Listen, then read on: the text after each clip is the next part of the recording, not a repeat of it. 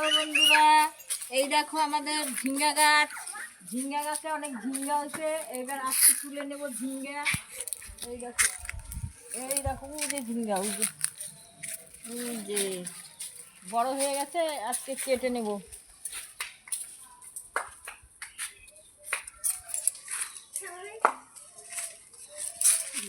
কেটে নিই। এই দেখো ঝিঙ্গাটা কেটে নিলাম।